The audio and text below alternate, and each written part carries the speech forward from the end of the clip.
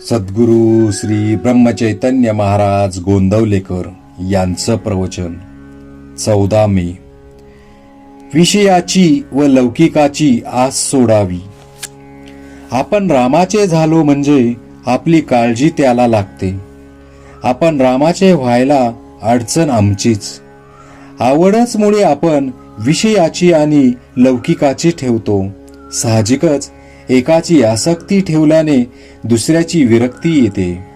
नोकरीच्या वेळेस आम्ही बायका मुलांना बाजूला सारून कामावर जातो ना, मग साधनेच्या वेळी बायको मुले आड येतात. हे कारण का सांगावे? बायको आणि पैका या दोन गोष्टी आमच्या आड येत असतात असे आजवर अनेक संतांनी सांगितले. मग या निर्माण तरी का केल्या असे कुणी विचारतील. त्याला उत्तर म्हणजे काड्याच्या पेटीने विस्तवही पेटविता येतो आणि घरही जाळता येते. त्याचा जसा आपण उपयोग करावा तसा तो होतो. खरे म्हणजे आम्हाला भगवंताची तळमळच लागत नाही. एक जण मला म्हणाला की मला प्रपंच टाकावासा वाटतो. मी त्याला म्हटले, नुसता प्रपंच टाकण्याने तुला वैराग्य कसे येईल? वैराग्याला नेहमी विवेकाची जोड लागते. तू आपला मीपणा टाकलास तरी खूप झाले. चांगले कर्म आड येत नाही असे थोडेच आहे. वाईट कर्म कुणाला सांगण्याची तरी आपल्याला लाज वाटते, पण सत्कर्म आपण अभिमानाने ज्याला त्याला सांगत सुटतो.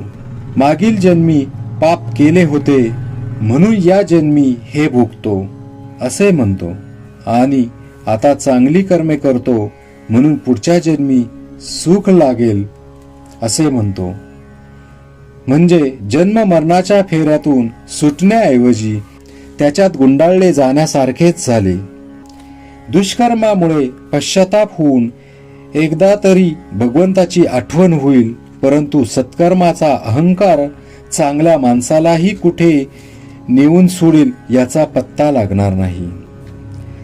राजा सुद्धा योग्य मार्ग दाखविण्यासाठी आपल्या संगतीला चांगला माणूस ठेवतो. भगवंताने उद्धवालाही सत्समागम कर म्हणून सांगावे, याहून अधिक काय पाहिजे? कडू कारले खाल्ले तर कडूपणाचीच प्रचिती येते. मग विषयाच्या प्राप्तीने जीवन गोड कसे होईल? प्रेम येईल तेव्हा भगवंताची भक्ती करीन असे म्हणू नये. विषयासाठी आपण मरमर काम करतो आणि तेवढे करूनही सुख लागत नाही.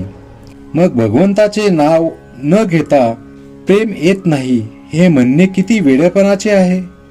लग्नाआधी मुलीला 10-5 जणांना दाखविली तरी लग्न झाल्यावर ज्याप्रमाणे त्यातला एकच नवरा असतो आणि बाकीच्यांची तिला आठवणही राहत नाही, त्याप्रमाणे आम्ही एकदा रामाचे झालो म्हणजे त्याच्याशी लग्न लावले, म्हणजे मग विषयांचे प्रेम कुठे आले? भगवंताच्या नामाची गरज 2 तऱ्हेने आहे.